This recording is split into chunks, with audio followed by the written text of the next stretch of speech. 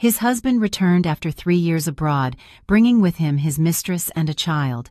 She silently handed him the divorce papers and left with her secret fortune. For 3 years of waiting, Ava believed he would return covered in glory. But the day Ethan Thorne arrived, it was to bring his mistress and his child into the home they had once dreamed of together. She did not cry, she did not reproach him, she simply placed a divorce petition and the apartment's deed on the table. No one knew that the woman they criticized for being a mere kept woman was, in reality, the mysterious founder of Crimson Thread, a luxury high-fashion brand. She possessed a fortune capable of shaking the entire city of New York. The night he betrayed her was also the night she was reborn, abandoning the past with a serene smile and a wealth the entire world would admire. Ava Sterling looked at the clock on the wall. It was 7 p.m. The aroma of braised prime beef short ribs with red wine reduction, Ethan's favorite dish, permeated the apartment. On the table, a bowl of creamy clam chowder still steamed. Beside it, perfectly presented sautéed broccoli with garlic and crispy prosciutto. Everything was perfect, like the love she had painstakingly cultivated for years. 3 years, 1,095 days, since Ethan had left for San Francisco to pursue what he called the project of the century, and 1,095 nights she had waited alone in that spacious apartment for his rushed phone calls. He said that this project would be the launchpad for him to become the most prestigious senior partner architect in New York, so that she could live a life of opulence without worry. She believed him, just as she had always believed in their love since their college days. She got up and walked toward the large window, contemplating the bustling traffic of Park Avenue. The neon lights reflected on her delicate face, a face that showed subtle signs of fatigue from waiting, but could not hide its tenderness. During those 3 years, she had grown accustomed to doing everything alone, fixing leaks, changing light bulbs, going to the hospital alone when she was sick. She had gone from being a pampered young woman to a fiercely independent one, but deep in her heart, she still longed for the warmth of his embrace. Today, he was coming home. A week earlier, he had called her in an unusually cheerful tone to announce that the project had concluded with resounding success, that he would be promoted and transferred back to the headquarters.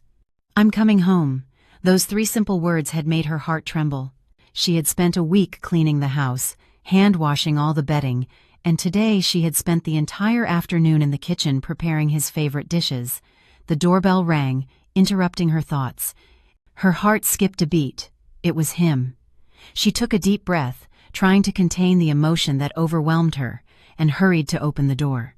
She wanted to greet him with her most radiant smile, with the warmest embrace. The door opened.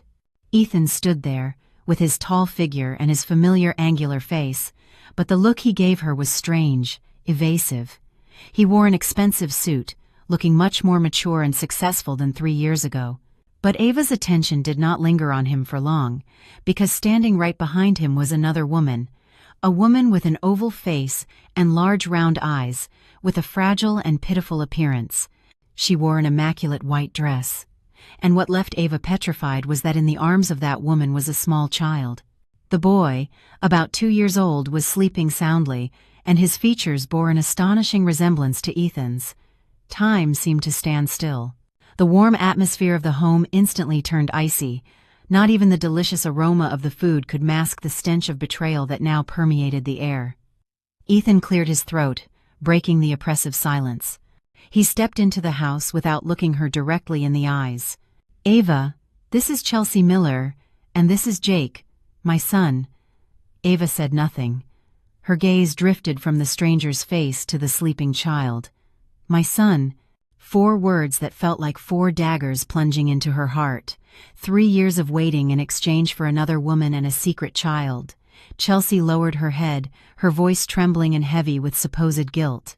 "Mrs. Sterling, I'm sorry. I didn't want to destroy your family." Ethan frowned and pulled Chelsea behind him in a protective gesture. "You don't have to apologize. The fault is mine, Ava. I know this is sudden, but Chelsea has sacrificed a lot for me these 3 years in San Francisco. She has been the one who understood and supported my career, and the child needs to be acknowledged. From now on, they will live here. I hope you can understand me." He delivered a long speech where every word was an excuse for himself and a complete nullification of her sacrifices. He expected her to understand. He thought she would cry, make a scene, or be jealous like any other woman. But Ava did none of that. Her composure baffled Ethan. There were no tears, no reproaches. She just looked at him in silence with a gaze as deep and serene as an autumn lake.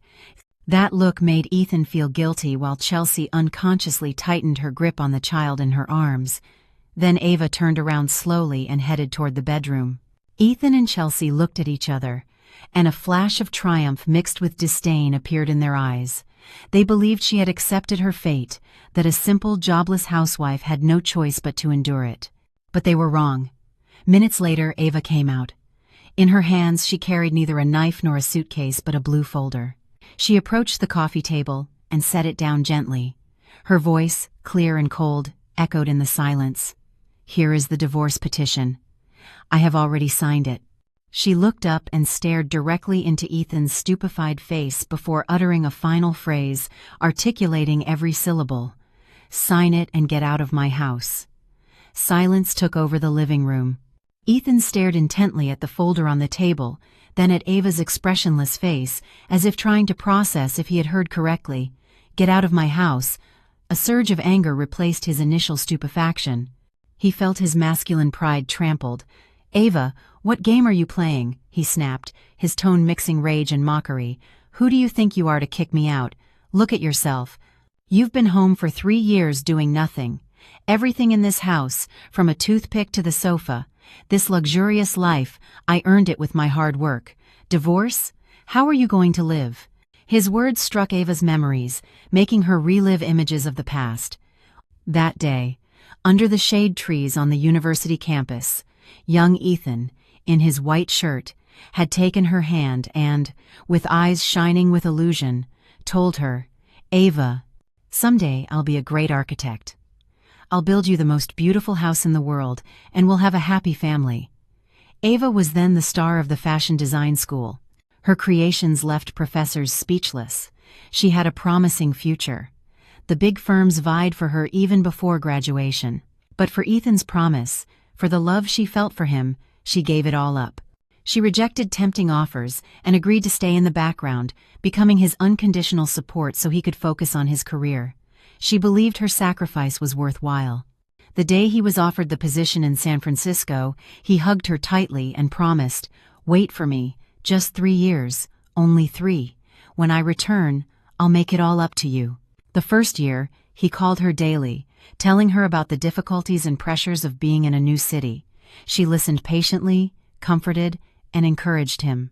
The second year, calls spaced out to a few a week. He said he was too busy, that meetings dragged on until dawn, and he didn't want to wake her. Instead, he started sending her expensive gifts, designer handbags, diamond jewelry, but Ava never used them. What she needed was his attention, not inanimate objects. In the third year, calls could be counted on one hand, each with barely a few superficial questions. His voice became increasingly distant. Feminine intuition told her something was wrong. She had deluded herself into thinking he was just too focused on work, but deep down, a crack had begun to open in her heart. She had contemplated the worst-case scenario, and that divorce petition was her preparation for this day. What she didn't expect was that it would arrive in such a cruel and brazen manner. The torrent of memories stopped. Ava returned to reality and looked at the man in front of her, the one she had once loved with all her soul. There was no longer pain in her gaze, only a slight irony. She did not argue with him about money. Words were now superfluous. She silently walked to a wooden dresser in a corner of the living room. She opened a drawer and took out another plastic-protected folder. She returned and placed it on top of the divorce petition. "You're right," she said with the same calm. "Everything in this house was bought with money, but not yours." Ethan frowned, confused. "What nonsense are you talking about?" Ava did not answer. She simply pushed the folder toward him with her long, slender finger. "Open it and see." Ethan, skeptical yet curious, took it. Inside was a document slightly yellowed by time. As he read the header, his pupils contracted. It was the deed of the property. The address listed was that of this very apartment, but what left him breathless was the owner's name. There was only one, clearly printed, Ava Sterling. And in the bottom corner, the registration date, June 15, 7 years ago. The day before they got married, Ethan stood rigid as a statue. This apartment, which he had always been proud of as the fruit of his efforts, which he boasted about to his friends, the basis upon which he demanded her submission, had been her property since before the marriage. Legally, it was a separate asset. He had no right to it. He raised his head abruptly, looking at her with disbelief. All the arrogance, anger, and self-satisfaction vanished from his face, leaving only bewilderment and absolute shock. He opened his mouth to say something, but his throat seemed to be clamped by an invisible hand. He couldn't utter a single sound. The room fell into a dead silence. The deed lay on the table like a silent accusation of Ethan's arrogance. His face went from white to green. Confusion and humiliation were evident in his gaze. At that moment, Chelsea, who had remained silent behind Ethan, burst into tears. Her tears rolled down her cheeks. Her pathetic sobbing broke the tense atmosphere. She stepped forward, looking at Ava with tear-filled eyes.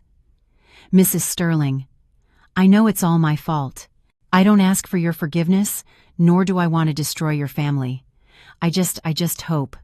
My son, Jake, he is innocent. He needs his father. We only ask for a small corner in this house to take care of him. I don't need any official recognition. I beg you, have pity on the child. The performance was impeccable. Every word, every gesture, distilled calculated vulnerability, as if she were the biggest victim." Ethan, as if waking from a trance, used Chelsea's drama as an excuse to regain his composure and unleash his fury.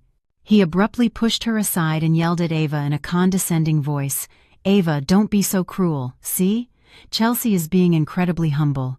She's just asking for a place for my son. Do you really have to be so ruthless? Don't think that just because you own this apartment you have everything. When we divorce, what will you live on? A woman without a job who for years has only known how to cook and clean. Do you think life out there is easy? Without my financial help, you won't even have money for 3 meals a day." His wounded pride made his words increasingly hurtful. He had completely forgotten the years of marriage. Only contempt remained for the woman he believed was dependent on him. Ava was not angry. She found it ridiculous. Slowly, she looked up. Her gaze, sharp as a knife, swept across Ethan's indignant face and stopped at the sobbing Chelsea. Without saying a word, she turned and walked toward the bedroom they shared. Ethan thought his words had hurt her and that she was going to cry. A cold smile appeared on his lips, but once again, he was wrong. Ava opened the large closet, pointing to the left side where a few of her clothes hung. They were all neutral colors, simple designs, ordinary fabrics, some even worn out. Their total value probably did not cover the cost of one of Ethan's dinners at a luxury restaurant. Then she abruptly opened the right side. A completely different world appeared. Dozens of designer suits, perfectly ironed shirts, silk ties of every color meticulously arranged. Below, gleaming leather shoes, and a box with several limited edition watches that shone. His entire wardrobe smelled of money and luxury. Ava turned and looked him directly in the eyes. Her voice was not loud, but every word was like a hammer blow to his chest. "Ethan, in 3 years, apart from the money for basic expenses you sent me every month, I haven't spent a single one of your cents on myself. Look at my clothes. Do you see anything of value? And you? These suits, these watches, who bought them for you with your money? I have no right to ask. But by what right do you talk to me about finances?" Her words left him speechless, his face flushed with rage and shame. It was true. He always sent her a fixed amount, barely enough for bills and basic groceries. Meanwhile, he squandered money on luxuries to build his image as a successful architect. He never thought Ava would notice. Just then, his phone rang. He grabbed it as if it were a lifesaver. It was his mother. As soon as he answered, the woman's shrill voice boomed. "Ethan, son, I heard you're back. That Ava is making things difficult for you. Son, it's normal for a man to have his adventures. As a wife, she should be more understanding for everyone's sake. Tell her that if she behaves, the Thorne family won't treat her badly. After all, that child is my grandson." Before he could respond, Ava snatched the phone. She put it to her ear. Her voice was icy. "Mrs. Thorne, don't worry. Your precious son and your grandson, I don't need either of them. We will resolve our matters ourselves." With that, without waiting for a reply, she hung up abruptly. She threw the phone back at him. Her gaze no longer contained a hint of affection. The atmosphere in the apartment became dense, almost unbreathable. His mother-in-law's call was the last straw for Ava's patience. She didn't want to waste another second in that place with those people. She took out her own mobile and dialed a familiar number. "Kara Reed Law Office." "Hello? Kara." "It's me. Ava Sterling," Ava said briefly in a calm tone that brooked no argument. "Serve the papers to Ethan Thorne. Initiate all proceedings as quickly as possible." "Understood." "Understood," the voice on the other end replied. The call ended quickly. Ava put away her phone and, without deigning to look at the two figures petrified in the living room, headed directly to the bedroom. The sound of a suitcase opening and drawers closing was heard. Ethan and Chelsea looked at each other. Chelsea, looking worried, tugged at Ethan's sleeve. "Ethan, what is she going to do?" "She's putting on a show," Ethan snorted, regaining confidence. "What else can she do? She's just threatening. I don't believe she's actually leaving." "If she leaves here, where would she go? To friends or back to her hometown?" "A woman accustomed to living well, as soon as she spends a couple of days in hardship, she'll come back begging." Chelsea found this logical. Her gaze toward the bedroom filled with a flicker of smugness and disdain. True, a housewife of so many years, without money or power. How long could she maintain that facade of toughness? A few moments later, Ava emerged from the bedroom, pulling a small suitcase. It was a 20-inch carry-on and seemed very light. She had changed her clothes. She wore simple jeans and a white t-shirt with her long hair pulled back in a ponytail. She did not look like a woman whose husband had just betrayed her, but a college student preparing for a short trip. She took nothing that belonged to Ethan, not the expensive jewelry he had sent her. She only carried what was truly hers. She dragged the suitcase straight to the door, without looking back even once. The sumptuous dinner was still warm on the table, but for her at that moment, it was nothing more than a bitter mockery. When her hand rested on the doorknob, Ethan said with an air of superiority, "Think carefully. When your tantrum is over and you reflect, come back. I'll still give you a chance." Ava did not answer. Only a faint, almost imperceptible smile played on her lips. A chance. He still didn't understand that the one who needed a chance was not her. Click. The door closed, separating two worlds. Inside, Ethan and Chelsea looked at each other and smiled. They believed the drama was over and that they were the victors.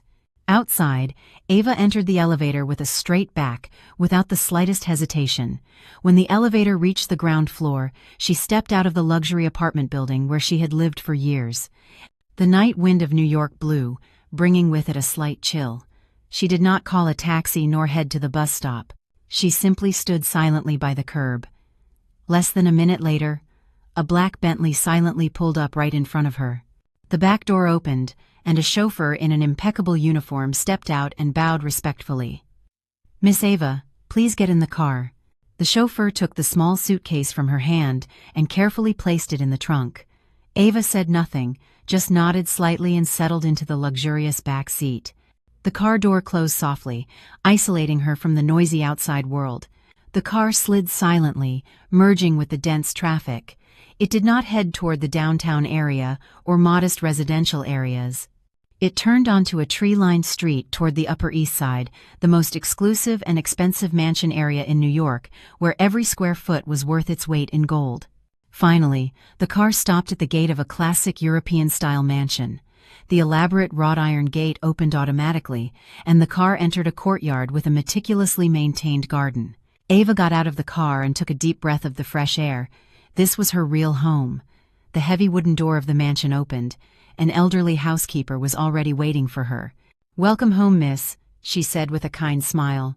This was not only Ava Sterling's home but also her studio, the place where priceless works of art were born, the secret refuge of the name that made the world of fashion and art tremble, Crimson Thread. 3 days after Ava left, Ethan received an envelope from the court. He tore it open roughly, glanced at the summons and the official divorce petition sent by the attorney, and a mocking smile played on his lips. He thought Ava was just angry, that after a few days of hardship, she would return on her own. He didn't expect her to take it so seriously as to hire a lawyer. So what? A housewife of so many years, with no source of income, what was she going to fight him with? At most, he would give her a small settlement as charity and quickly settle the matter. With this superior attitude, Ethan called his attorney, a Mr. Wallace, a divorce specialist. He confidently informed him that he would attend the first meeting to see what tricks his ex-wife would pull. Kara Reed Law Office was on the 35th floor of a skyscraper in the heart of the financial district. The gleaming glass and the minimalist but luxurious interior exuded an air of professionalism and exclusivity. Ethan and his attorney entered. The luxury of the place reinforced his belief that Ava had only borrowed money to put on appearances. In the meeting room, a woman in her mid-30s was already waiting for them. She wore a perfectly tailored gray suit, her hair pulled back in a neat bun, light makeup, but an incredibly sharp gaze. It was Kara Reed, Ava Sterling's attorney. Kara nodded courteously. She invited them to sit down without another word. Attorney Wallace took the lead with a somewhat condescending tone. "Miss Reed, we have received Mrs. Sterling's petition. My client, Mr. Thorne, values emotional ties very much. He doesn't want things to get ugly. As for the division of assets, we both know that Mrs. Sterling has not worked in years, and all her expenses have depended on Mr. Thorne.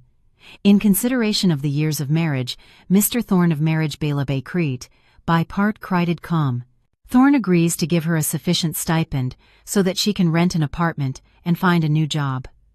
Kara Reed listened in silence, tapping her long fingers on the table. When Attorney Wallace finished, she spoke calmly. "Mr. Wallace, I believe there is a misunderstanding. My client, Mrs. Sterling, is not requesting any spousal support from Mr. Thorne." Wallace and Ethan exchanged looks of surprise and mockery. No alimony? Was she planning to leave empty-handed? Kara continued in a firm voice. "Our demands are very simple. First, immediate divorce based on the evidence of Mr. Thorne's adultery, which is irrefutable." She slid a folder of photos toward them. The photos showed Ethan and Chelsea in intimate situations in San Francisco. There were even photos of them with little Jake entering and leaving a luxury apartment complex. Ethan's face changed slightly. He hadn't expected Ava to have that. "Second," Kara continued, regarding assets.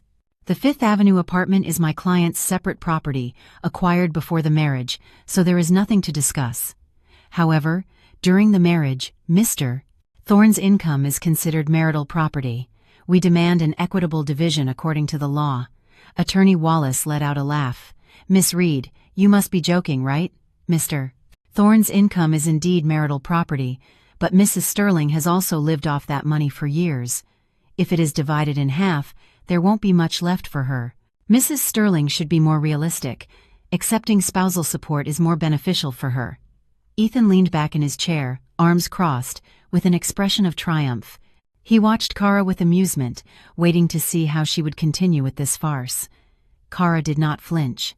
She looked directly at Attorney Wallace, an almost imperceptible smile playing on her lips. "Then, let's talk realistically." She leaned down to open the briefcase beside her and pulled out another dossier, much thicker than the one with the photos. She placed it gently on the table and pushed it toward Ethan. "Mr. Thorne, you say my client depended on you to live, correct? Then please take a look at this." Ethan frowned and took the dossier with curiosity. The first page was a bank statement. His eyes quickly scanned the figures until they reached the final balance. The number wasn't long, but it made his pupils instantly contract. 8 zeros. He quickly turned the page. It was another bank statement, another astronomical figure. He kept turning pages. His hands began to tremble. Credit card statements, bond investments, stocks. Every page was a visual blow. But that wasn't all. Below were a series of property deeds, a duplex in Greenwich Village, a commercial space in Soho, even a villa in the Hamptons, all in Ava Sterling's name. Finally, what destroyed him completely was a document about business ownership. Ava Sterling owned 70% of a company called Crimson Thread. Crimson Thread. The name sounded familiar. He had heard his partner's wives mention it. A high-fashion brand, specializing in extremely expensive and hard-to-get hand-embroidered silk products, a symbol of high society. The room fell into absolute silence. Attorney Wallace, beside him, was also petrified, mouth open. Ethan felt the blood freeze in his veins. His breathing became agitated. He looked up at Kara with a look of disbelief, mixed with bewilderment, rage, and a deep, invisible fear. The woman he had always despised, the one he believed only knew how to cook and clean, the one he was convinced couldn't live without him, was a magnate in the shadows. The plot twist was so sudden, so brutal, that it caught him completely off guard. While Ethan was suffering a psychological earthquake in the law office, Ava was in a completely different world. Her classic mansion was not just a place to live. The second and third floors had been transformed into an exquisite design and craftsmanship studio. Here, there was no smell of cooking oil, but the subtle aroma of sandalwood and the characteristic scent of the highest quality silks. The morning sunlight streamed through the large French windows, illuminating shelves stacked with embroidery threads of all colors, shining like a rainbow. Ava was no longer wearing simple housewife clothes. She wore an elegant, smoky blue designer silk dress, the soft fabric clinging to her slender yet curvy figure. Her long hair was casually tied up with a wooden pin, exposing her slender and elegant neck. She didn't wear elaborate makeup, but the aura she emanated was captivating. It was a mixture of the classic elegance of an artist and the confidence and determination of a leader. She stood before a large embroidery frame, her hands moving deftly, guiding the needle over a background of black silk. Under her fingers, a fire phoenix was taking shape. Each feather looked incredibly real, radiating a golden sheen. Her concentration made everything around her seem to stop. A young woman, her assistant named Anna, entered silently with a tablet in her hand. "Ava, sorry to interrupt, but a very important collaboration proposal just arrived." Anna didn't dare call her director or boss. Everyone here respectfully called her Ava, a close address that still maintained due reverence. Ava stopped her hand, but her eyes did not leave the work. "From whom?" "From the Sterling Group, one of the leading luxury real estate and art investment conglomerates.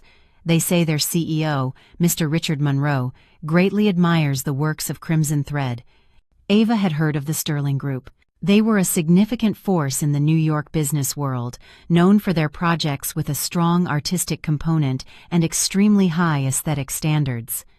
Anna continued her report.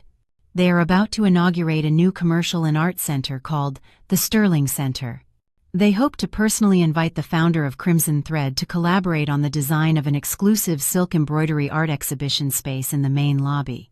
They say it will be the most prominent element of the entire project." It was an invitation of enormous weight. The Sterling Center was expected to become a new New York icon. If Crimson Thread's works were exhibited in such a central location, the brand's fame would skyrocket. Ava reflected for a moment. Over the past 3 years, to dedicate time to her small family, she had rejected many large projects, accepting only private commissions to keep the studio running. She had hidden behind the name Crimson Thread for so long that she had almost forgotten the great ambitions she once had. Now she was free, unburdened, and unattached. Perhaps it was time for Crimson Thread to truly shine. She turned to Anna, her gaze calm but firm. "Tell them we accept the meeting. Arrange an appointment for me with their CEO, Mr. Monroe." Anna nodded happily and immediately withdrew to carry out the order. Ava returned to the frame, her fingers gently caressing the splendid feathers of the phoenix. The phoenix rises from its ashes. Perhaps that was also her destiny. The shipwreck of her marriage had not destroyed her. It had only made her stronger and more radiant. Her gaze went toward the window, toward the New York skyscrapers. Her future, and that of Crimson Thread, began here and now. After Ava left, Chelsea Miller could finally enter the apartment as the new lady of the house. She spent the first day touring every room, meticulously erasing any trace of the other woman. She threw away the set of pale blue sheets that Ava loved and replaced them with provocative, intense red ones. The small, delicate potted plants on the balcony were replaced by ostentatious bouquets of roses. She even bought a series of expensive abstract paintings to hang on the walls, trying to impose a completely different style, a style that belonged to Chelsea Miller. Each change was carefully photographed and posted on her Instagram profile using phrases full of innuendo. Next to a photo of a romantic candlelit dinner, she wrote, "Happiness sometimes takes time to arrive, but if it's the right person, the wait is worth it." Below a photo of little Jake playing on the new sofa, she added, "My son finally has a complete home. Where there is love, there is home." Each post was like an invisible needle, calculated to wound Ava's heart. Chelsea imagined Ava somewhere, perhaps in a dingy rental apartment, looking at those images with a heart broken by pain and jealousy. She hoped for a reaction, an insult, or at least a sign that her opponent was suffering, but she was disappointed. Ava Sterling's profile was completely silent. Her profile picture was still that of a white magnolia. Her last post was half a year ago. She seemed to have evaporated from the virtual world, completely ignoring Chelsea's provocations. This silence made Chelsea feel like she was hitting a frustrating, useless cotton bag. She didn't understand how Ava could be so calm. Meanwhile, in the college alumni WhatsApp group, her story had become the hottest topic of conversation. A friend with the nickname Lazy Kitten was the first to speak. "Guys, have you heard? Ethan brought the mistress and a son home. Ava left. Poor Ava, so many years sacrificing herself for him, only to end up like this." Another, probably a friend of Ethan's, came to his defense. "Matters of the heart are complicated. Ethan was alone in San Francisco, working hard for 3 years. It's normal for a man away from his wife to have a moment of weakness," someone immediately retorted. "A moment of weakness that produces a 2-year-old child? Who does he think Ava is?" The discussion heated up. Some felt sorry for Ava. Others insinuated that she didn't know how to keep her husband. A woman who is too good and only dedicates herself to the house is destined to be abandoned. What century is she living in, depending on a man? Look at her now. She must be having a terrible time. Chelsea read every comment. She felt satisfied when they spoke ill of Ava, but was angry that many still took her side. Ava's presence, though absent, remained a shadow hanging over her life. She turned to Ethan, who was sitting on the sofa with a frown, and said in a sweet voice, "Honey, why don't you call her and talk to her? Her silence worries me." But Ethan, who had just returned from the law office, was in a foul mood. He pushed her hand away abruptly. "Worried about what? She's just pretending to be a martyr. Stop worrying about her." Seeing Ethan's unusually hostile attitude, Chelsea dared not say more. She had to swallow her frustration. She didn't know that in Ethan's mind, her existence and that of the child were no longer important. His mind was completely absorbed by Ava Sterling's immense and secret fortune. For Chelsea, Ava's silence was contempt. She didn't realize it was the most powerful weapon, because when someone stops caring about you, all provocations become useless. Ethan left the skyscraper building in a state of total confusion. The figures in the statements, the addresses of the luxury properties, and the 2 words "crimson thread" danced incessantly in his head, creating inescapable chaos. Upon reaching the apartment, he locked himself in his study, ignoring the knocking of a worried Chelsea at the door. His first reaction was not regret, but blind fury. Deception. "It's all a deception," he thought, slamming the table. Ava Sterling, the docile and simple wife he thought he had under control, had dared to deceive him, building an empire behind his back for years. He felt like a clown, an idiot who had been manipulated without realizing it. His pride was shattered. But after the anger came an indescribable confusion. How did she do it? Where did she get the money? Crimson thread? Why had she never mentioned it? He started his own frantic investigation. He didn't dare ask his partners or rich friends. He was ashamed. Admitting that his wife, whom he always boasted of supporting, was infinitely richer than him was an unacceptable humiliation. He resorted to older methods. He opened his agenda and looked for numbers of old college classmates he hadn't spoken to in years. Under the pretense of organizing an alumni reunion, he started asking around. The first call was to the former class president. After the obligatory greetings, he casually mentioned, "Hey, are you still in touch with Ava Sterling? I haven't heard from her lately." "Ava?" The other hesitated. "But you guys got married, right?" "The last time I saw her was at the reunion 5 years ago. Still as beautiful as ever, though quieter. By the way, now that I think about it, you stole the goddess from the entire faculty." Ethan frowned. "Goddess?" The class president laughed. "Don't you remember? Who was Ava Sterling back then? The greatest talent in the fashion design school. Her final project won the national award and was exhibited at the museum. The big firms fought to hire her, offering her a salary we, freshly graduated, couldn't even dream of. We all thought she would become a great designer, maybe internationally famous," the friend continued. "And suddenly, after starting to date you, she rejected everything. She said she wanted to stay home to support you. We all felt terrible for her. Love really blinds people." Upon hanging up, Ethan was petrified in his chair. For the first time in many years, a feeling of guilt broke through his heart. Now he remembered. He remembered the sparkle in her eyes when she talked about her design dreams. He remembered her confidence when she received the award. He had promised to support her, but his own selfishness and ambition had gradually buried her talent and aspirations.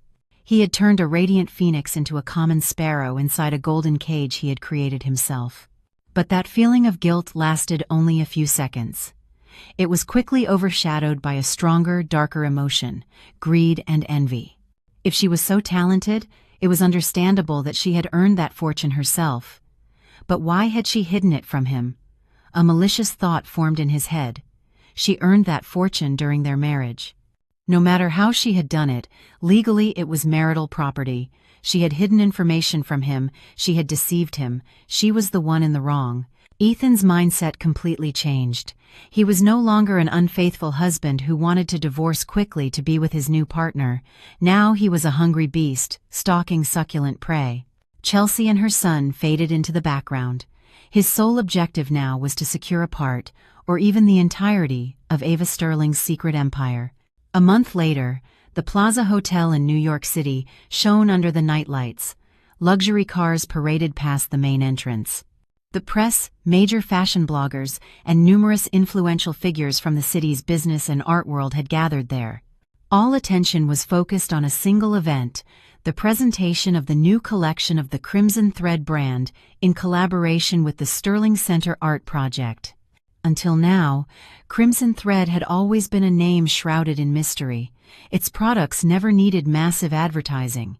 Its fame spread by word of mouth among the elite, like a treasure. It was only known that its founder was a master of silk embroidery, but no one knew her face or true identity. The fact that Crimson Thread decided to collaborate with a major group for the first time and host a public presentation had caused an earthquake in the sector. In the old apartment, Ethan was sitting on the sofa with a gloomy face. Chelsea was trying to soothe little Jake, who wouldn't stop crying. The atmosphere in the house was tense. The divorce was not going as quickly as Ethan had imagined. Ava's attorney, Kara Reed, was relentless, presenting evidence and arguments that left his side completely on the defensive.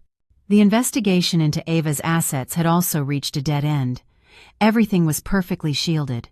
Frustrated, he turned on the television and started flipping channels. Suddenly, he stopped on a finance channel broadcasting a fashion event live. The headline on the screen caught his attention: "Presentation of the Reborn Phoenix Collection by Crimson Thread and the Sterling Group." Crimson Thread. Those two words were like a needle pricking his most sensitive nerve. He stared intently at the screen. The stage was exquisite, the lighting magical. Models paraded in dazzling outfits, adorned with incredibly detailed hand embroidery, especially the image of a fire phoenix that seemed to burn on the black silk. He realized it wasn't just clothing, it was art. The show ended with thunderous applause. The presenter stepped onto the stage, his voice full of excitement. "And now, ladies and gentlemen, the most anticipated moment of the evening. Let's welcome the founder, the soul of the Crimson Thread brand, appearing before the public for the first time. All cameras turned to the side of the stage. The lights concentrated on one spot. Ethan's heart began to beat strangely. He too was curious. Who was really behind that mysterious name? From the darkness emerged a slender figure. When the lights illuminated her, the whole room gasped. The woman wore a silver-white silk dress with a magnolia branch embroidered in shimmering silk thread, exquisite and ethereal. Her hair was pulled back in a high bun, revealing a delicate, serene face that emanated an extraordinary aura. She didn't smile radiantly, she just nodded slightly to the audience, but her eyes shone full of confidence and pride. Ethan was petrified. The glass he was holding fell from his hands and shattered on the floor. The sharp sound could not pull him out of his state of shock. Chelsea turned, startled, and before she could scold him, she too was speechless as she saw the image on the television. The woman who was at the height of fame receiving applause of admiration, the one acclaimed as a design genius, was Ava Sterling. She was not the simple, weak wife they had always despised. She was Crimson Thread. At that moment, an elegant and handsome man stepped onto the stage. He wore a perfectly tailored suit, with an air of nobility and assurance. It was Richard Monroe, the CEO of the Sterling Group. He stood beside Ava, dedicating a look full of respect and admiration to her. They stood side by side, a talented artist and a business magnate. They seemed strangely compatible. That image seen through the television screen was like the sharpest blade, tearing away the last vestige of pride Ethan had left. The next morning, Ethan drove to the mansion where Ava lived. This time his face did not show anger or contempt, but a haggard look. His eyes were bloodshot from lack of sleep. He had prepared a new script. He rang the doorbell. The housekeeper, Mrs. Jenkins, opened the door and looked at him coldly. "I'm sorry, Miss Ava is not home." "Please, ma'am," Ethan said in a pleading voice, "just tell Ava that I know I was wrong. I've come to ask for her forgiveness. I'll wait here until she sees me." And he really stood there in front of the gate, under the morning sun that was starting to warm up. He believed that Ava, no matter how tough she was, couldn't be so cruel as to leave her ex-husband out in the heat. He underestimated Ava. Almost an hour later, the heavy iron gate opened, but it wasn't Ava who came out to greet him, but the housekeeper with a glass of water. She left the glass on a pillar of the gate. "Miss Ava says that if Mr. Thorne wants to wait, he should wait, but he shouldn't pass out from sunstroke in front of her house, as it would bother others." With that, she turned and closed the gate. Ethan's face turned purple with rage. That humiliation was worse than insults, but he restrained himself. He knew he couldn't use force, only cunning. Finally, at noon, Ava agreed to receive him in the living room. She sat on a single sofa with a cup of chamomile tea in her hand, as calm as if she were receiving an unexpected guest. As soon as Ethan saw her, his eyes reddened. He quickly approached with the intention of sitting next to her, but her cold gaze stopped him. He had to sit on the sofa opposite. He began his performance with a voice full of regret and pain. "Ava, I'm sorry. I've been thinking a lot lately. I know I'm a bastard who failed you. It was all because that slut, Chelsea Miller, bewitched me. Ava, after all, we have years of marriage behind us. Could you give me a chance to mend my mistakes?" Ava sipped some tea without saying anything, observing his performance in silence. Seeing that she didn't react, Ethan changed the subject. "I saw the presentation last night. You're incredible, Ava. I had no idea you were Crimson Thread. You must have worked very hard. You hid it from me, too. If I had known how talented and hard-working you were, I never would have treated you like this." He started to twist the truth. "Your assets, your brand, it was all built while we were married, right? According to the law, that's considered marital property. Ava, let's not divorce, okay? For old time's sake, withdraw the petition. From now on, I'll be by your side. I'll help you manage the company, grow your career together. We'll build our own empire." Finally, his true colors were revealed. It wasn't regret. It wasn't love. It was bottomless greed for her immense fortune. Ava gently placed the cup on the table. The slight sound startled Ethan. She looked up. and for the first time since he had entered, she looked him directly in the eyes. Her gaze was clear, yet so sharp it seemed to see through his soul. "Ethan, are you finished?" she said slowly, articulating every word. She stood up, went to her desk, and took out a dossier. "First, the Crimson Thread brand was registered, and the company founded by me before we married. It is entirely my separate property. Second, during the marriage, all company income was channeled into a separate account managed by an independent trust. My attorney has all the documents proving the origin and separation of those funds. It has nothing to do with your supposed marital property. Third, the divorce petition. I will never withdraw it." Each of her sentences was a devastating blow to Ethan's plan. He hadn't expected her to be so prepared, so meticulous, leaving him no loophole to exploit.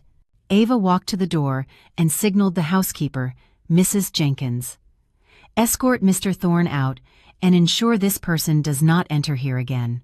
Ethan was petrified in the middle of the living room, watching Ava's cold back. The brazenness on his face finally turned into real panic and despair. He realized he had completely lost the game. A few days after the meeting with Richard Monroe, when Ava Sterling was focused on the sketches for the Sterling Center project, the housekeeper entered with a somewhat uncomfortable expression. "Miss Ava, Mrs. Thorne, Mr. Ethan Thorne's mother, is at the door and says she wants to see you." Ava paused for a moment, but the stroke of her pencil did not tremble. She had anticipated this day would come. Knowing her ex-mother-in-law's character and after her identity as Crimson Thread came to light, it was impossible for her to remain idle. She put down the pencil. "Let her in," she said calmly. The housekeeper was a little surprised but obeyed. Ava wanted to settle all matters once and for all. Mrs. Thorne was led into the living room. In total contrast to her arrogant and condescending attitude on the phone the other day, today she looked completely distraught, her gray hair messy, her eyes swollen, her clothes wrinkled. As soon as she saw Ava, she rushed toward her with tear-filled eyes. "Ava, it wasn't me." She tried to grab her hand, but Ava skillfully stepped back to dodge her. "Mrs." Thorne was left with her hand in the air, awkward, and quickly wiped her tears to begin her melodrama. "My daughter, I was wrong. I'm old now, and I can't tell right from wrong. These days I haven't been able to eat or sleep. Remorse is consuming me.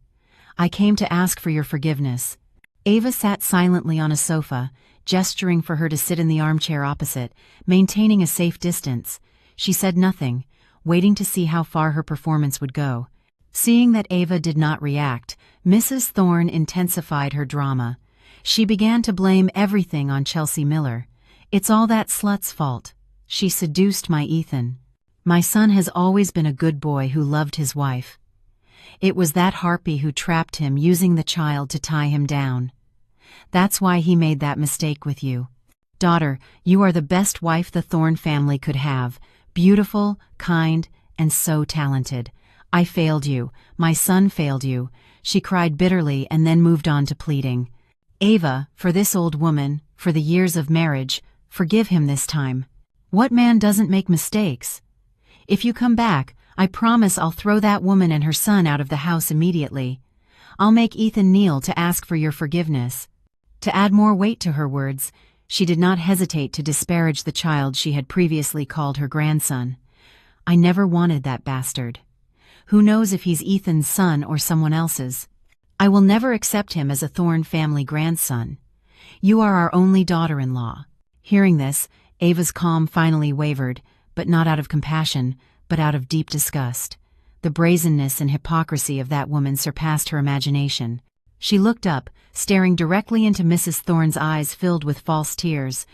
"Mrs. Thorne, have you finished your performance?" she said in a glacial and distant voice. The word "Mrs." made Mrs. Thorne's smile freeze. That address marked an insurmountable barrier. Ava continued without emotion.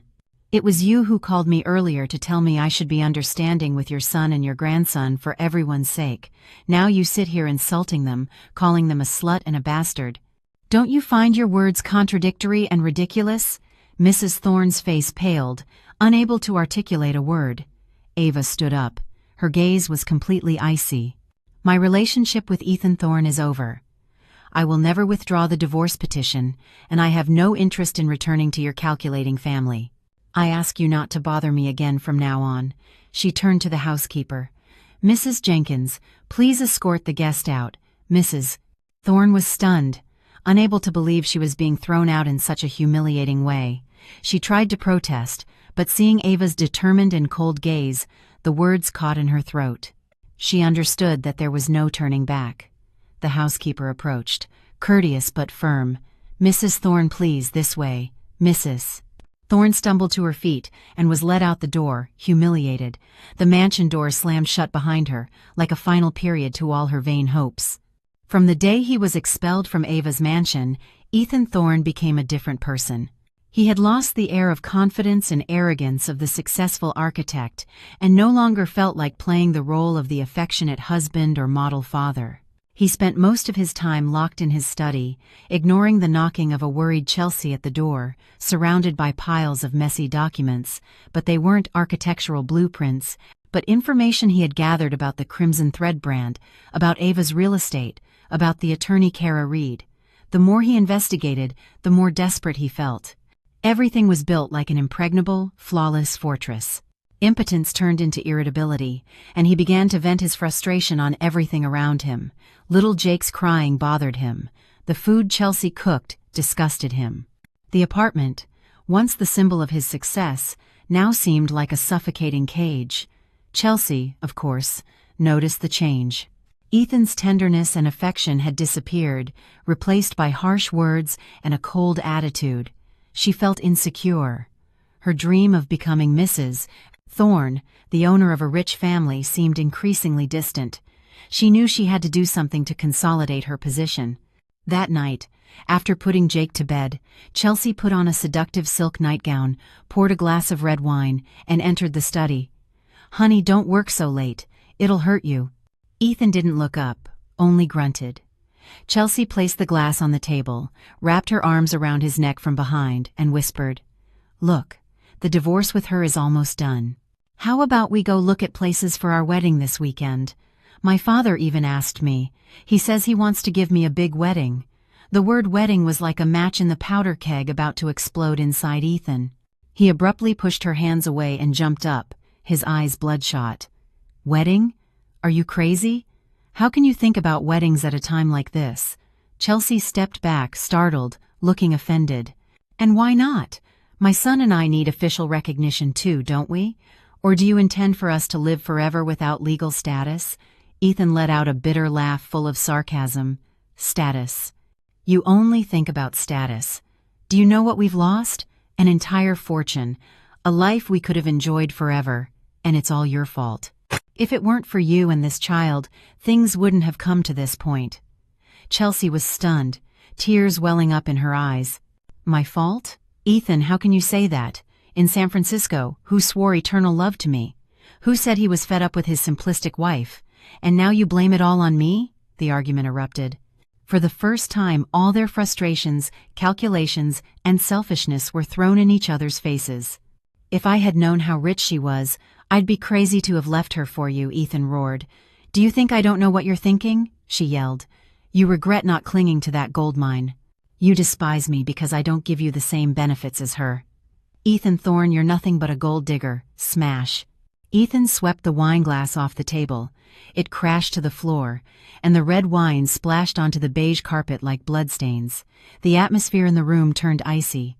They looked at each other with hostility, like two strangers. The relationship built on betrayal and calculation finally showed its first deep, irreparable crack. They were no longer allies on the same side, but two selfish people trying to save their own interests on a sinking ship.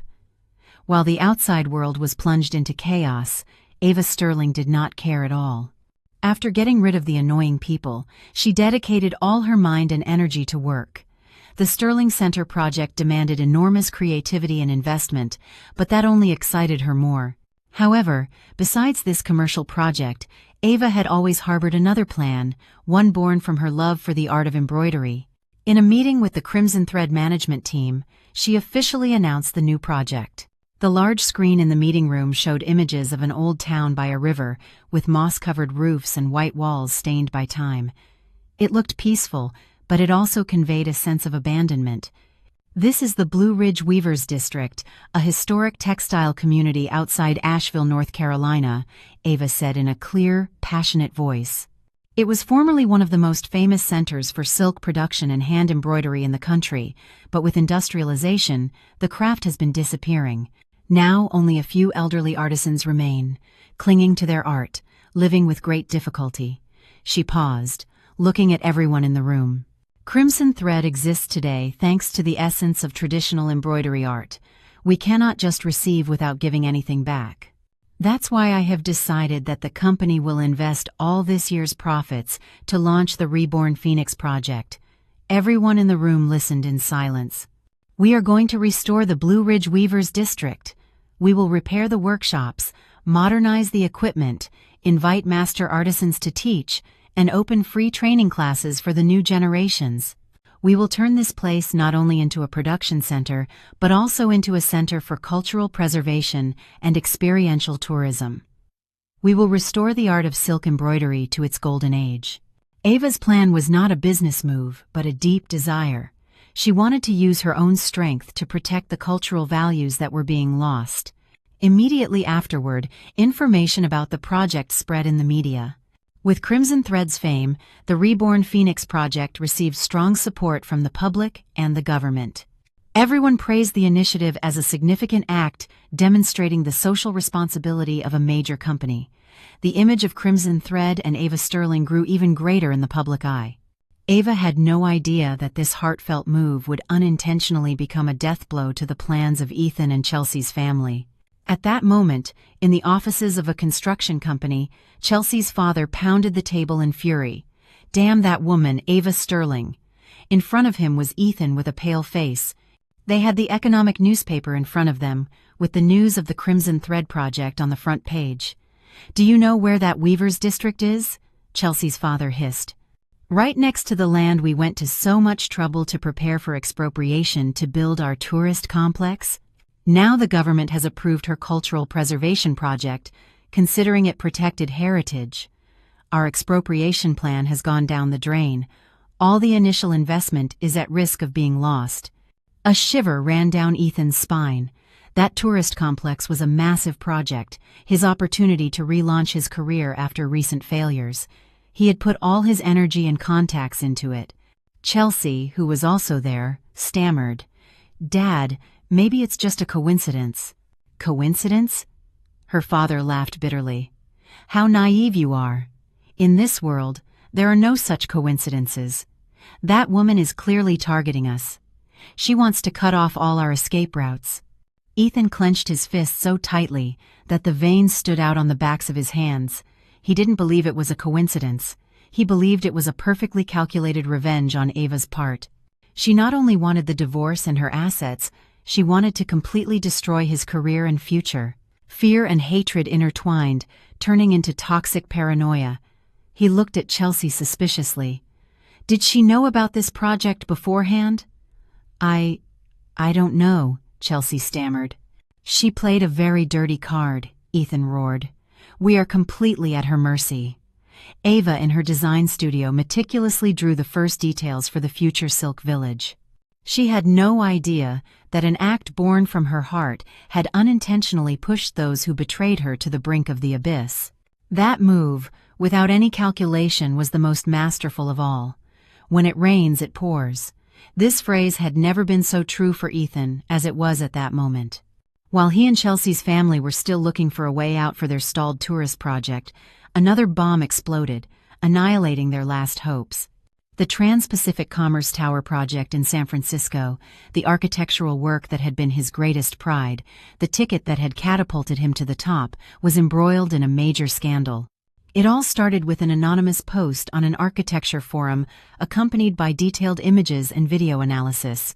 The post denounced that the newly completed building was already showing severe cracks in the beam and foundation structure. The author, who identified himself as a civil engineer with a conscience, pointed out that the materials used, especially the steel and cement, had technical specifications far inferior to the standard design. In short, a full-blown embezzlement. The news, which initially circulated only in professional circles, quickly became a media storm thanks to social media. Major newspapers picked up the story. The image of the gleaming skyscraper, the pride of San Francisco, was now associated with terrifying words: poor quality, fraudulent building, time bomb. The developer and Chelsea's father's construction company were immediately investigated by the authorities, and the entire project was halted. As the principal architect, primarily responsible for the design and supervision of the work, Ethan became the target of all criticism. The reputation he had worked so hard to build collapsed overnight. His phone wouldn't stop ringing. Calls from journalists, partners canceling contracts, clients who had purchased commercial spaces in the building demanding compensation. He sat in his study, staring with lost eyes at the sensational headlines on the computer screen. "Impossible, impossible," he murmured. "I put so much effort into that design. I spent so many nights on the site. How could something like this have happened?" Just then, Chelsea's father called. His voice on the other end sounded like the roar of a wounded beast. "Ethan, you scoundrel, what kind of design did you do for this to happen? You've ruined us." Ethan, as if waking up, shouted back, "It's not my fault. My design has no problems. It's your company's fault. You must have changed the materials to steal money." "Don't give me stories," the other laughed bitterly. "Everything was done according to your plans. You are the principal architect. You are responsible." The alliance built on interest had completely broken down. They frantically blamed each other, trying to crawl out of the mud. Upon hanging up, Ethan was panting, trembling. He felt cornered, surrounded by darkness with no way out. Amidst the panic and despair, his mind clung to a single name: Ava Sterling. It had to be her. Toxic paranoia took hold of him. The timing was too perfect. First the tourist complex, now the San Francisco building.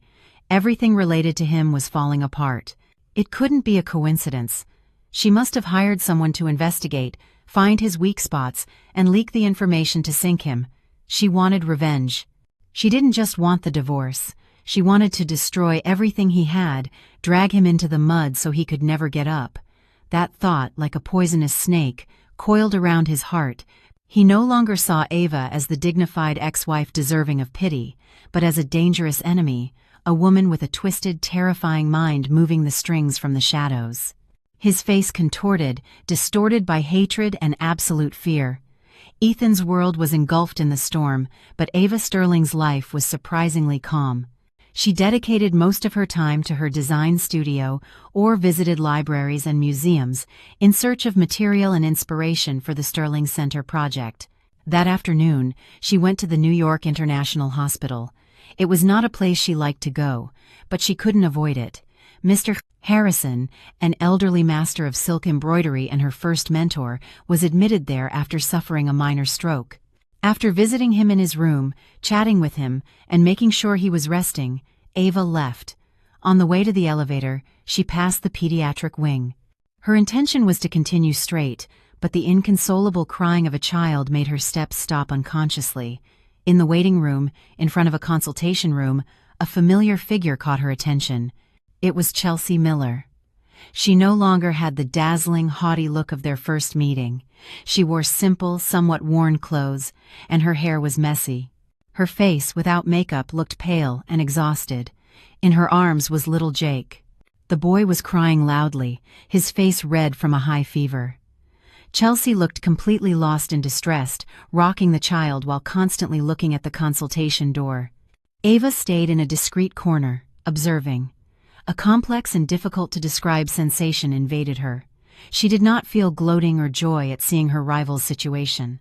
Seeing Chelsea struggling with her sick child, she no longer saw the image of the hateful mistress, but that of an helpless and worried mother. And that child was completely innocent.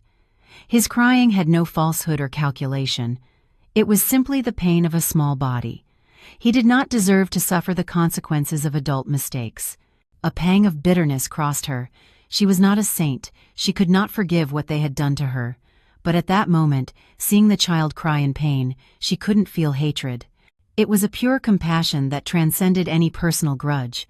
She had no intention of approaching. She just watched from a distance, and then turned to leave. Those matters no longer concerned her. Just as she turned, she bumped into someone. "Excuse me," she said hastily, looking up. The person in front of her surprised her a little. It was Richard Monroe. He also seemed surprised but quickly smiled courteously. "Miss Sterling, what a coincidence." Ava nodded slightly. "Hello, Mr. Monroe. I came to visit a friend of my father," he explained briefly. Then, his perceptive gaze rested on her face. "Are you all right? You don't look well." He didn't look toward where Chelsea was. His attention was focused on her. That delicacy made Ava feel comfortable. She shook her head, trying to force a smile. "It's nothing, just an old memory." Richard didn't ask further. He knew where to stop. He just looked at her deeply and suddenly said something seemingly irrelevant. "Art needs inspiration. Don't let bad memories cloud it." His words were not empty comfort. They were like a reminder from a soulmate, someone who truly understood her inner world. He didn't see her as a woman involved in a divorce, but as an artist whose creative space needed to be protected. A warm current ran through Ava's heart. It had been a long time since she had felt so understood. "Thank you," she said. This time her smile was much more sincere. She said goodbye to him and headed for the elevator. The image of the crying child and the exhausted mother still haunted her, but Richard's words were like a cool breeze, gently dispersing the dark clouds and helping her find inner peace. Her path was art, creation. Old matters had to be left behind. The San Francisco scandal and the stagnation of the tourist project had put Ethan at his limit. However, he still harbored one last hope. In the divorce, he would try to prove that part of Ava's assets were formed during the marriage to obtain some capital and start over. He didn't know that a true tsunami was quietly forming where he least expected it, about to sweep everything away. In Kara Reed Law Office, the atmosphere was one of maximum tension. Her team included not only excellent lawyers but also the best experts in financial investigation and forensic accounting. Initially, their goal was simply to gather evidence of infidelity and clearly define Ava's assets to protect her interests in the divorce. But when investigating Ethan's income further for the division of marital property, an expert on the team discovered an anomaly. The young financial analyst pointed to a complex cash flow diagram on the large screen. "Kara, look at this. This is the official salary and bonuses Ethan Thorne received for the San Francisco project. The figure is high but reasonable. However, tracking transactions related to Chelsea's father's construction company, we found unusual expenses." He zoomed in on a series of transactions. A huge amount of capital from the project had been transferred to several construction material supplier companies. The suspicious thing was that these companies had been created just before the project began. They had no history of activity, and their fiscal addresses were vague. Kara narrowed her eyes. Her professional instinct immediately told her something was wrong. "Continue." The expert nodded. After receiving the money, these phantom companies transferred almost the entirety after deducting a small portion to dozens of different personal accounts through multiple small transactions to avoid drawing attention. "It took us a long time to follow the trail of this money." He paused, took a deep breath, and pointed to a name on the screen. "And finally, a considerable portion of that money ended up in an offshore account. The holder of that account is Ethan Thorne." The entire room fell silent. Everyone understood the seriousness of the matter. It was no longer a simple civil divorce case. It was a case of organized economic crime, embezzlement, misappropriation of funds, money laundering. Any of those crimes was enough to send Ethan and Chelsea's father to jail. Now everything made sense. Ethan's meteoric career, his luxurious life in San Francisco, did not come solely from his talent as an architect. They had been built with illegal money. He was not just an unfaithful husband, he was a criminal. Kara immediately called Ava. She didn't give her the news over the phone, she requested an in-person meeting. In the luxurious living room of the mansion, Ava silently read the documents Kara handed her. The more she read, the colder her face became. She knew Ethan was ambitious, pragmatic, willing to do anything to climb, but she never imagined he could lose all decency, trampling on ethics, profession, and the law in that manner. This betrayal was more painful than his infidelity. It not only stained their love but completely denied the integrity of the person she had once blindly trusted. "Ava," Kara said seriously, "with this evidence, we not only win the divorce, but we can file a direct criminal complaint. The decision is yours."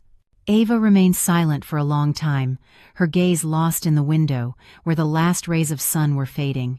She was not a person who liked to corner others, but this time the matter was no longer a personal grudge. It affected the safety of an entire building, justice, and the law. She turned to Kara, her gaze now firm. "Kara, do what the law requires. Whoever makes a mistake must assume responsibility." It was the last card, the coup de grace, that would end everything for Ethan Thorne. Ethan received a new letter from Kara Reed's office.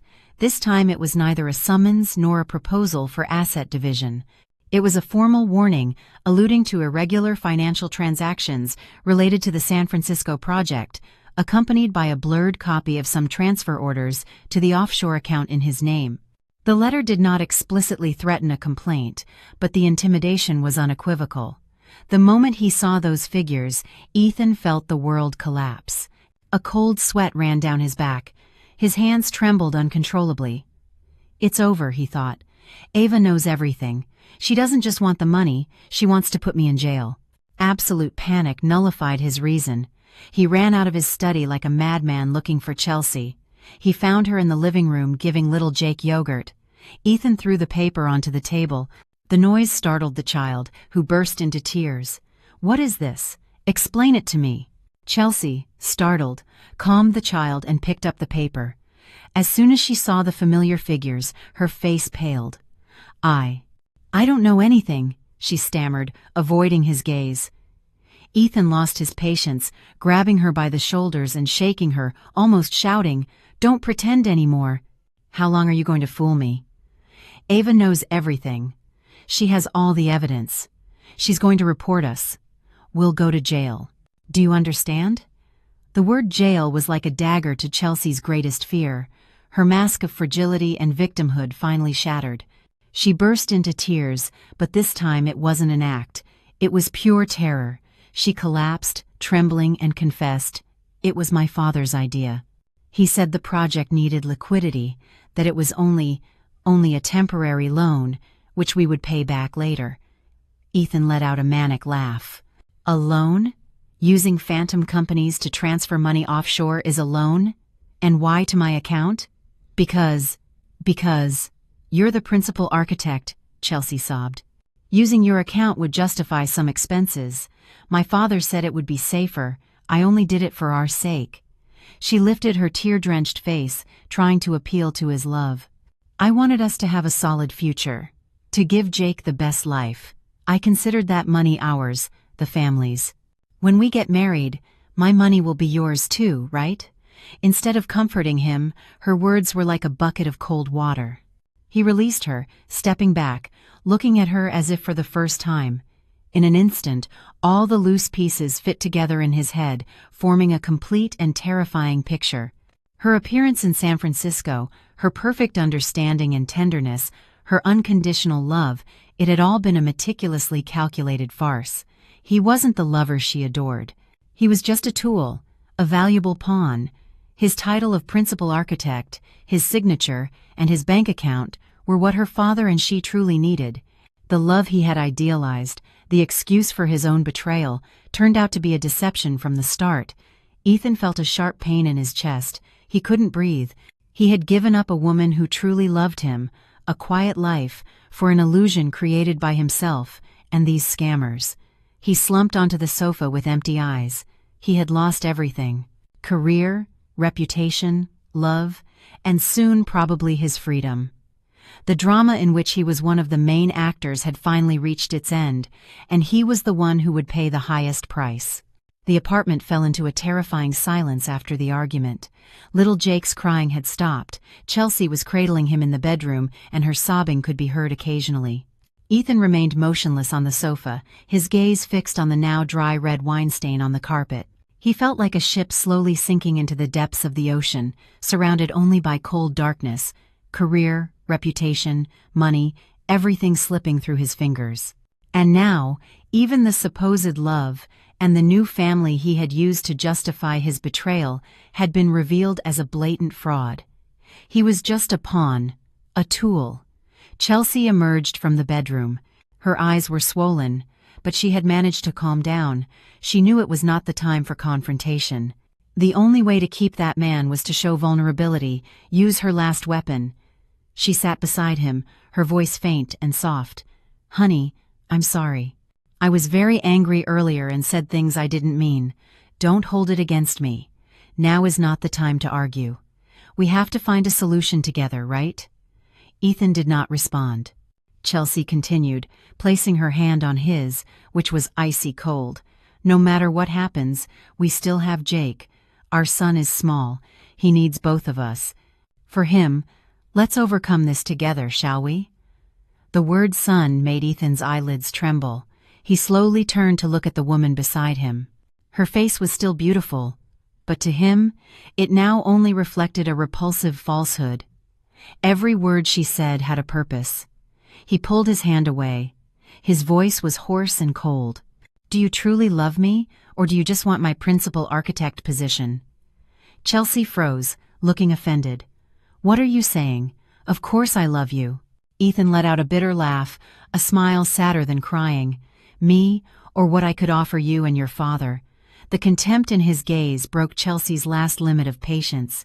She could no longer pretend. Fear and anger erupted, turning into poisonous, unfiltered words. "And what if I don't love you? And what if I do? Ethan Thorne, look at you. What do you have left now? Your career is over. You have no money, and you're about to go to jail. Do you think you still deserve to be loved?" The argument erupted again, this time more ferociously. They hurled the cruelest words at each other. "If I had known, I would never have allied myself with a woman like you," Ethan roared. "You regret it, don't you?" she shouted, her face contorted with rage. "Do you think I've had a good time?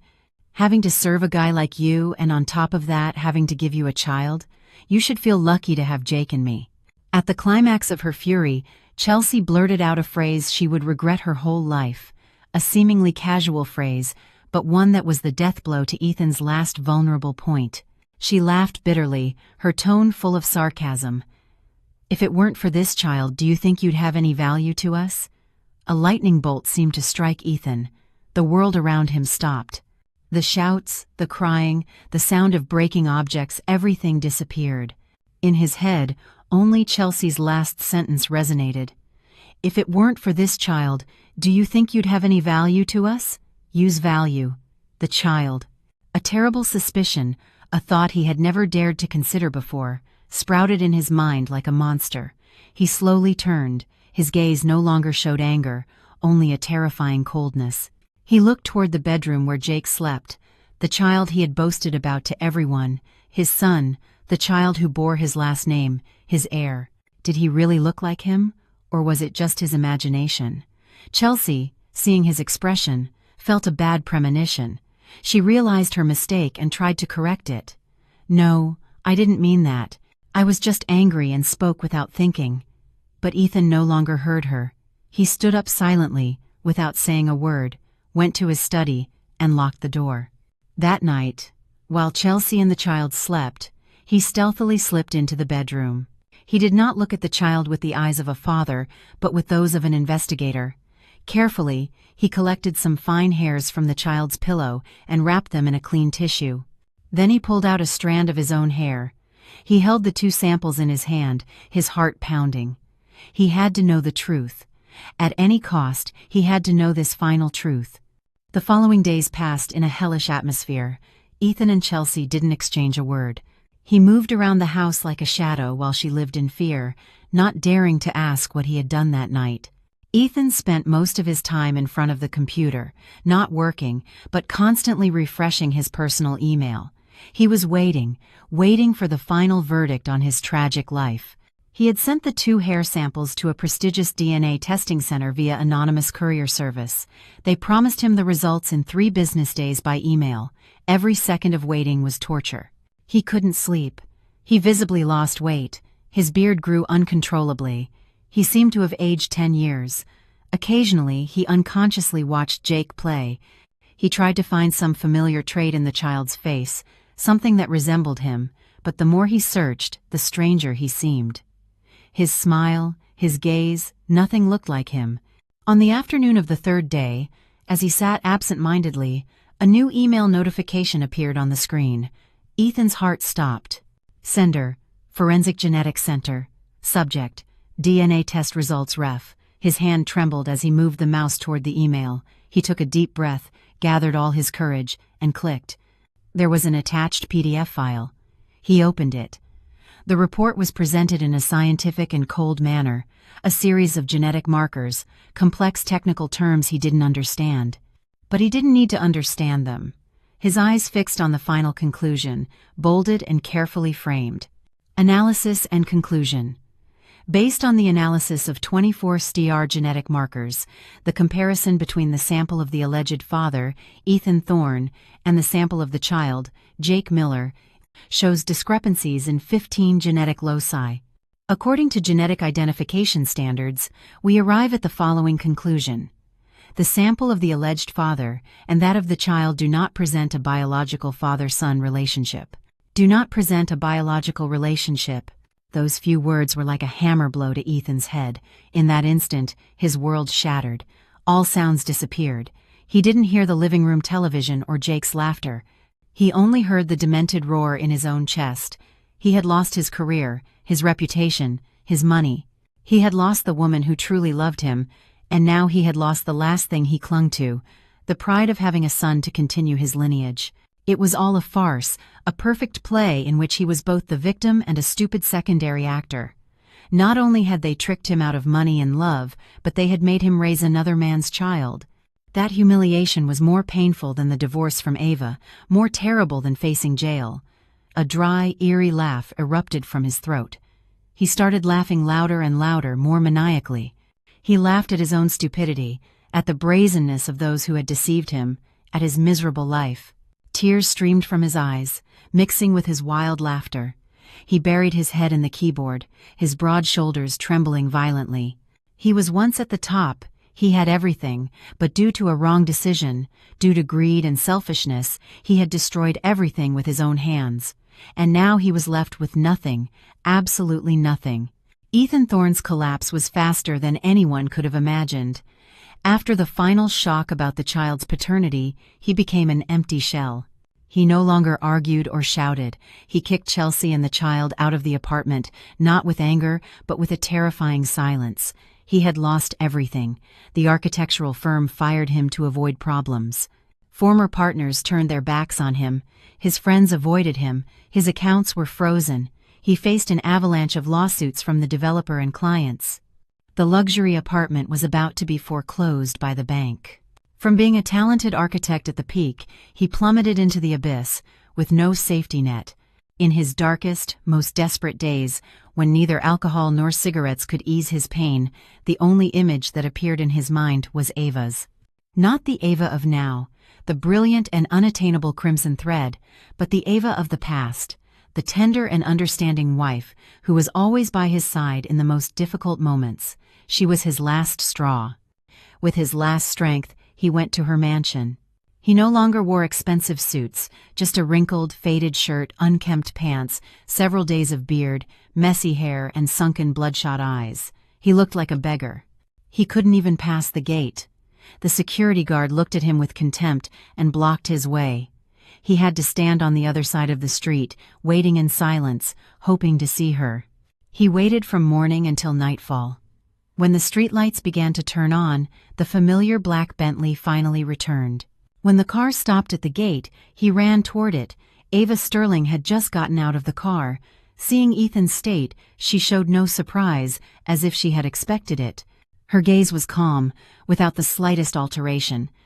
The chauffeur and the security guard tried to intervene, but Ava shook her head. She motioned for them to step aside and looked at the man in front of her. "What do you want from me?" Her voice was distant and cold, as if speaking to a complete stranger. That distance broke the last vestige of pride Ethan had left. He looked at her, as beautiful and elegant as ever, and then looked at himself in the reflection of the car.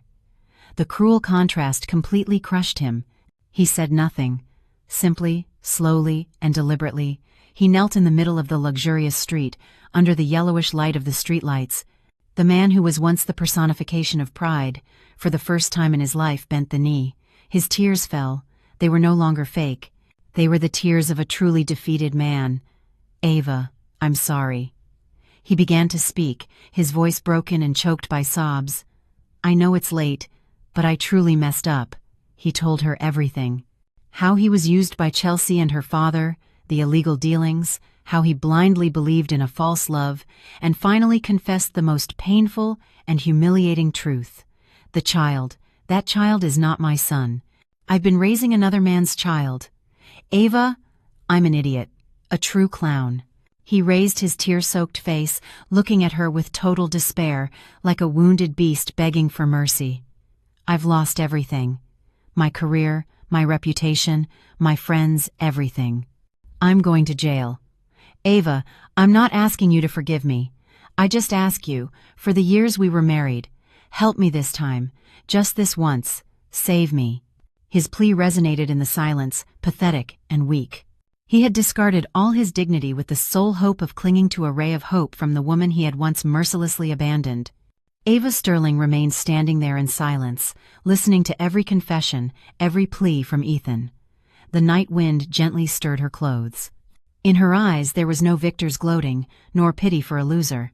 There was also no trace of hatred, only an extraordinary calm, like the surface of a lake after a storm, flat and crystal clear. The man kneeling at her feet was once her entire world, but now, to her, he was nothing more than a stranger worthy of pity, a faded memory. She spoke slowly, her voice clear and cold, devoid of emotion. "Get up, Ethan." He looked at her, a flicker of hope in his eyes. "Ava, you." But her next sentence annihilated that hope. "Your downfall today is not my doing. I never intended to take revenge on you." She looked him directly in the eyes, her voice clear and articulate. "Everything you are suffering is the consequence of your own greed and your own choices. You chose to betray. You chose the illegal path. You chose to believe in lies. You yourself have destroyed your life. Don't blame anyone else." Ethan was speechless. Her words were not an emotional condemnation, but a cruel, objective truth. She didn't even consider him a worthy rival for revenge. That indifference was more painful than 1,000 insults. But our years together," he stammered. "That relationship," Ava said softly, "ended the day you brought another woman and her son into our home. I won't help you, but I won't harm you either. Let justice handle it. Whoever makes a mistake must assume responsibility. That is fair." With that, she crossed the gate. The heavy iron door slowly closed with a dry creak, like a blade cutting the last thread that bound them. Ethan remained kneeling on the deserted street, a solitary and pathetic figure. He knew that everything was truly over. A week later, the final hearing of their divorce took place. The atmosphere in the courtroom was solemn and cold. There were no dramatic arguments or tearful accusations. Everything unfolded quickly and orderly. Ava, as the plaintiff, sat with a straight back and a calm face. She wore an elegant beige suit jacket. Ethan, as the defendant, was haggard, his eyes empty, like a puppet whose strings had been cut. When the judge declared that, based on irrefutable evidence, the divorce was granted, Ethan did not react. Ava received the decree from her attorney, signed the necessary documents with firm, decisive strokes. When finished, she stood up and, without looking at Ethan even once, left the room with her attorney. The door opened, flooding the hallway with the bright noon light. Ava narrowed her eyes and took a deep breath of the fresh air. She was completely free. Whatever happened to Ethan from that moment on, the sentences he had to face no longer had anything to do with her. An immense sky opened before her, waiting for her to spread her wings. Justice may be slow, but it is never absent. The fate of Ethan and the Miller family was the clearest proof of this. After the divorce, the evidence of financial crimes gathered by Kara Reed's team was officially handed over to the authorities. A large-scale investigation was initiated. The curtain covering their dirty conspiracies finally fell.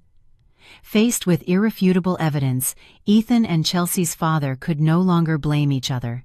Together, they had created a network of phantom companies, forged contracts, and embezzled a huge amount of funds from the San Francisco project.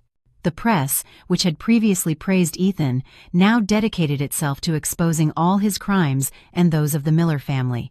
Their photos appeared on the covers with sensational headlines: "Genius Architect or Super Swindler?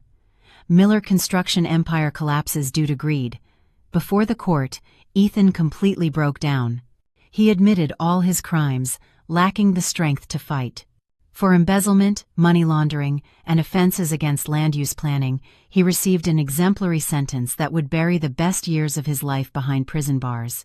Chelsea's father, as the mastermind, faced a similar sentence. The construction company he had built throughout his life declared bankruptcy, and all his assets were seized to pay compensation. As for Chelsea Miller, although she did not directly participate in the crimes, her role as an accomplice, cover-up, and beneficiary did not exempt her from justice. During the investigation, an even more scandalous truth came to light. Her real lover, Jake's biological father, was the construction company's deputy director, a married man. It turned out that Chelsea and her lover had planned everything from the beginning. They took advantage of Ethan's naivety and ambition, turning him into the perfect pawn to cover up their illicit relationship and, at the same time, the tool for their fraudulent business. The love she had professed for Ethan was just a calculated farce. When everything was discovered, her lover fled abroad, leaving her alone to face the consequences. That man's powerful family used their money and influence to disassociate themselves, leaving Chelsea as the sole responsible party. Without money, with her beauty faded, and facing a probation sentence and a huge debt, Chelsea finally paid the price for her intrigues and avarice. Little Jake, having no one to care for him, was placed in a social services center. Meanwhile, Mrs. Thorne, Ethan's mother, upon learning that her only son was going to jail and her assets had evaporated, could not bear the shock. She suffered a severe stroke that left her with half her body paralyzed, condemned to spend her last days in a hospital under the care of nurses. Her dream of having an heir grandson and a rich daughter-in-law to support her vanished, leaving only pain and regret in a cold hospital room. Everyone reaped what they sowed. The spiral of greed, betrayal, and lies finally self-destructed, restoring peace to the innocent. A few months later, when the noise of the case had subsided, Ava Sterling's life had returned completely to its bright and peaceful orbit. She was no longer interested in news about those people. For her, they had become complete strangers, dust that the wind had carried away from her life. She dedicated all her energy to her two major projects, the exhibition space at the Sterling Center and the restoration of the Blue Ridge Weavers District.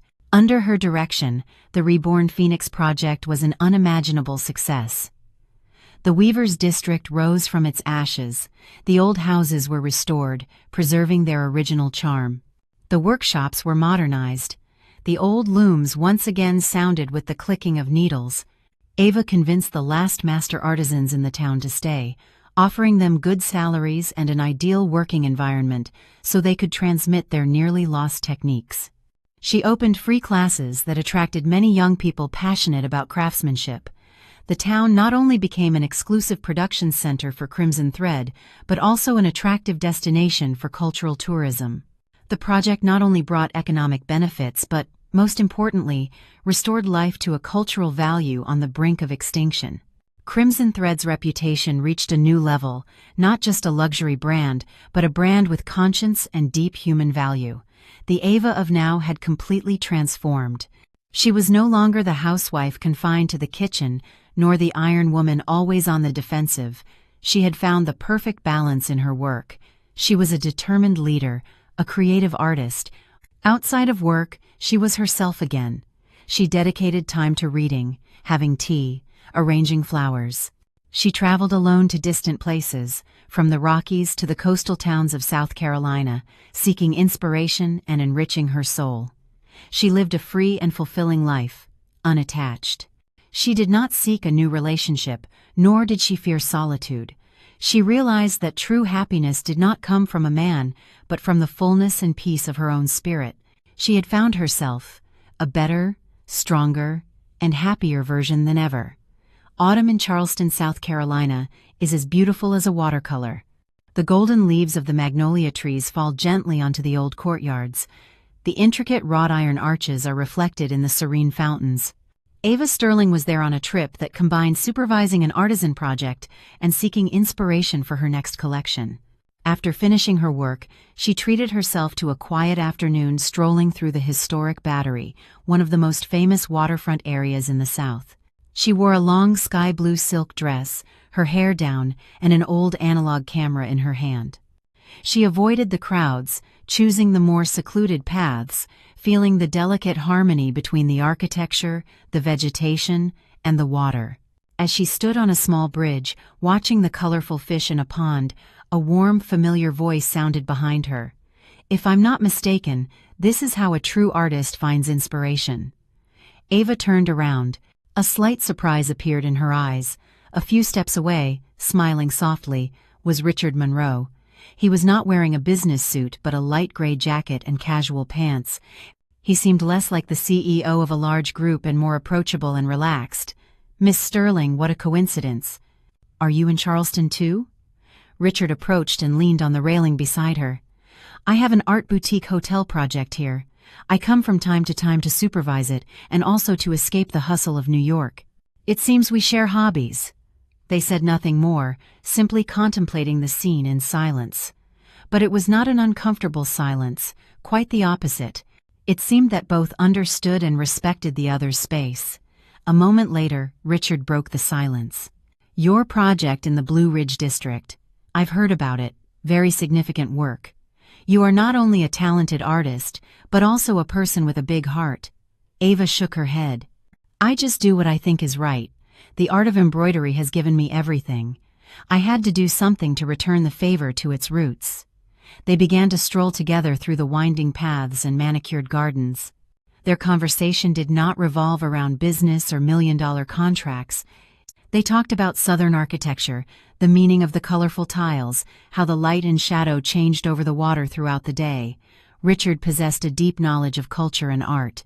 His interpretations were always fresh and fascinating, and Ava, with her artist's eye, saw the subtle beauty, the hidden emotions in every corner that a common person might overlook.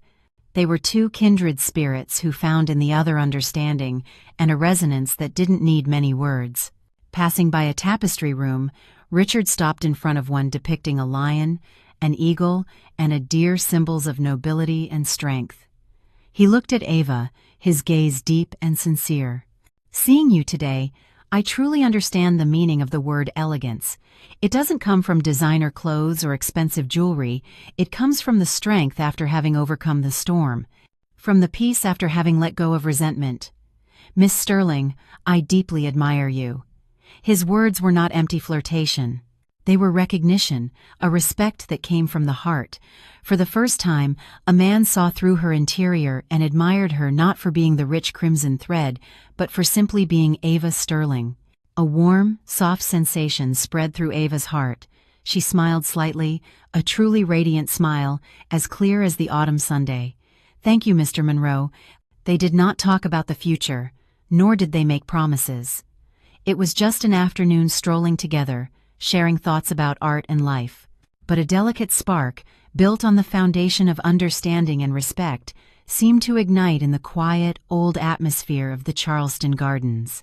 Ava Sterling returned to her New York mansion on a weekend afternoon. The golden light of sunset streamed through the large window, tinting the entire space. She prepared a pot of jasmine tea, its pure aroma filling the room.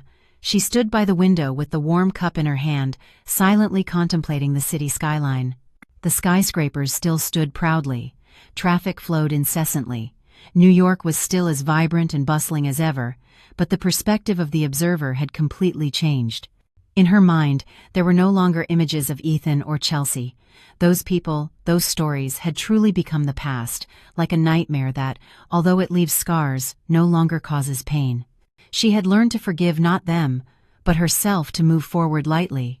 A fleeting thought of the afternoon in Charleston, of the man with the deep gaze and the kindred soul, drew a slight smile on her lips. It was a beautiful encounter, a future possibility, but she expected nothing and was in no hurry. Her happiness no longer depended on having a man by her side. She put down the cup and went up to the third floor, to her private studio. The space was always tidy and quiet. The smell of new silk and sandalwood mingled, creating an atmosphere that soothed her soul. She approached an empty easel where a prepared pearwood frame rested. She did not choose brightly colored silks, but took out a piece of immaculate white silk of the highest quality, as soft and smooth as a baby's skin. With her long, slender hands, she carefully stretched the fabric onto the frame. Every movement was expert and focused. The white fabric became perfectly smooth, without a single wrinkle, like a blank page waiting for a new story to be written. She sat down and opened her box of embroidery threads. Hundreds of silk bobbins of every imaginable shade, neatly arranged and shining under the light. She was in no hurry to choose. She simply observed them in silence as ideas and lines began to form in her mind. What would she embroider on this fabric? A rising fire phoenix, a symbol of her rebirth? A pure white magnolia, a symbol of inner peace? Or a majestic landscape of mountains and rivers, a symbol of her freedom? She didn't know, and she didn't need to decide at that moment. Her life now was like that white fabric. The shape and color the future would take depended entirely on her choice, on her own hands. She chose a bobbin of turquoise blue thread, the color of hope and new beginnings. With agile fingers, she threaded the silver needle. Under the warm yellow light, Ava leaned in with a straight back and a concentrated gaze. She plunged the first stitch into the pure white silk, one stitch and then another, slow, firm, and full of confidence. She was embroidering the tapestry of her own future with her own hands, a future bright, free, and self-determined.